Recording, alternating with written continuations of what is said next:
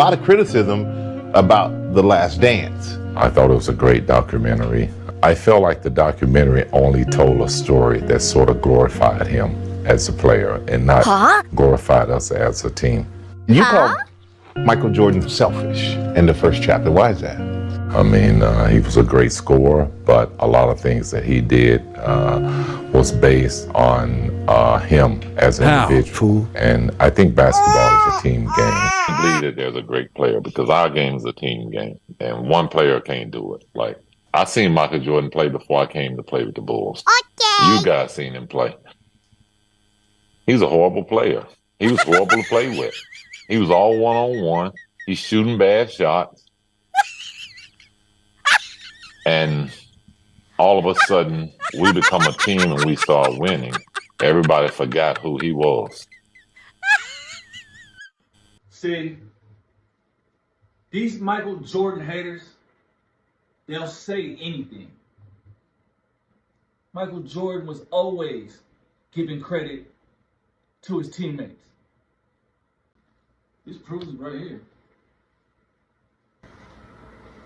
You don't have to take burden on yourself to try to go out there and do everything yourself.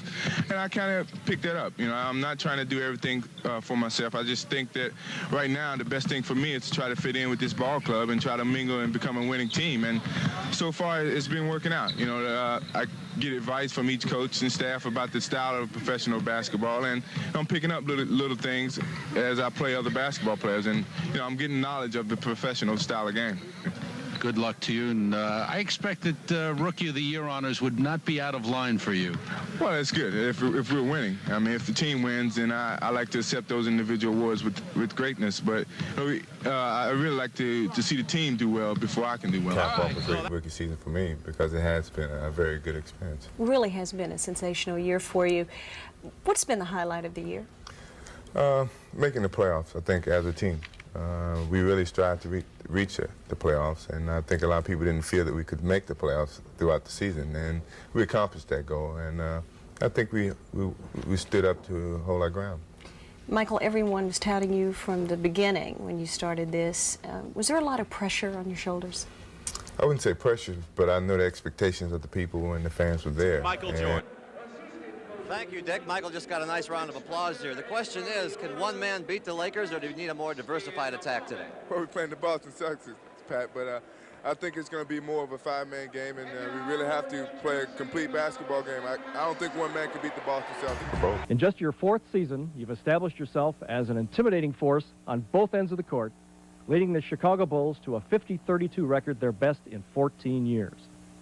Michael, nobody does it better. Congratulations to you from Edge and from your fans all over the country. I think a lot of gratitude have to go out to my teammates and my coaching staff and the fans of Chicago. I think without them, I couldn't accomplish the feats that I did. And hopefully we can come back and do the same thing next year and improve our record and do better in the playoffs and just have an all-around better season next season. Thanks. You've had time now to reflect on the season. What will you remember most about this past year, so great season for you? Well, I think it's just the way that the team came together, and although we didn't look as good as most teams did on paper, we really went out and played hard and accomplished feats that a lot of people didn't think we could accomplish. And individually, I think it helped me show all-around talents that I felt I had, and my teammates had a lot to do with that. It has to be a frustrating feeling to sit here and watch the two teams playing the playoffs despite the fact you had the great year. What's missing from the Bulls that will get you up to the next level?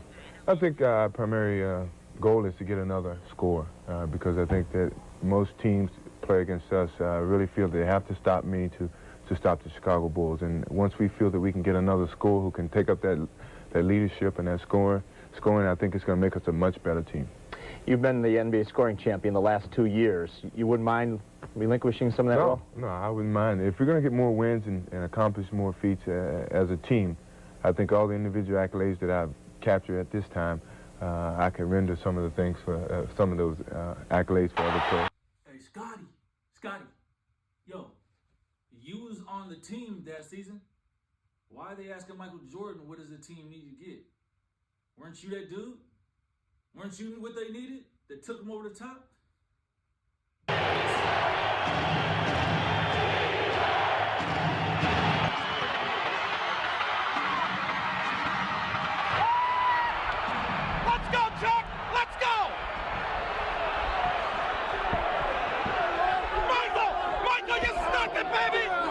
predictions, and I missed the free throws. I had trouble with free throws today, but I hit the shot that won. But I give the effort to Bill Cartwright and other players because they hung in there. I knew that the press here was going to try to make it a one-man show. That's the only way they really could win if I go out and try to make it a one-man show, taking everybody else out of the ballgame. But don't you gotta feel vindicated. And one man did not do it. I just hit the game-winning shot. That's all that counts. MJ, you gotta feel vindicated. I love it. I knew we'd do it. I knew it. I had faith in myself and the team. Now, in 1991, MJ won his second MVP. He made sure that the team came up and accepted it with him so that they all be recognized for the MVP. He wanted to acknowledge the fact that he wouldn't have got the MVP if it's not for his teammates and the success that the team was having. Okay? Chuck Goldthwait, Vice President of S.C. Johnson Company, to help me make the presentation.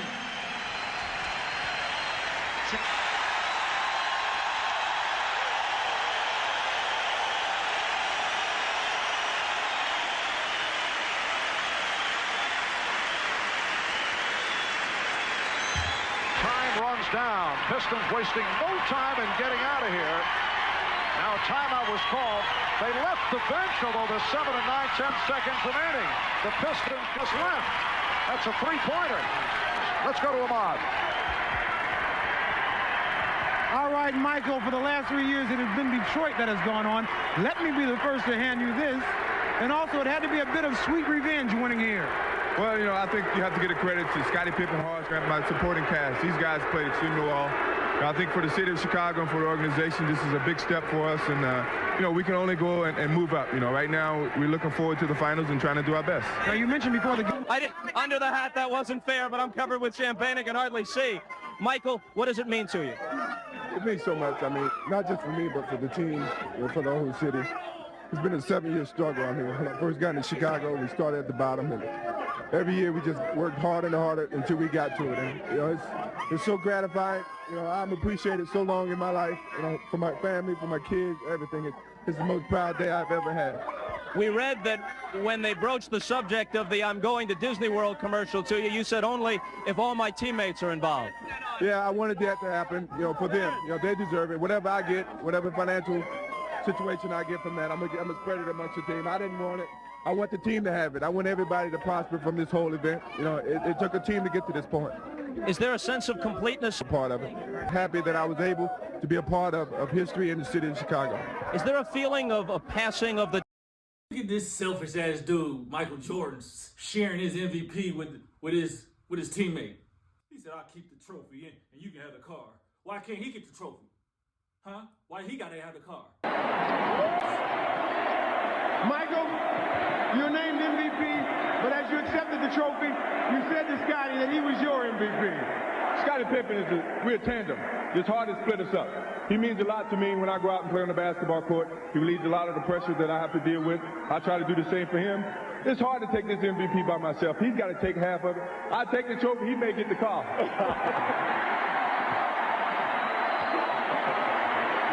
Scottie. It's big brother, little brother scenario. I knew the hard work that it took to get to that level.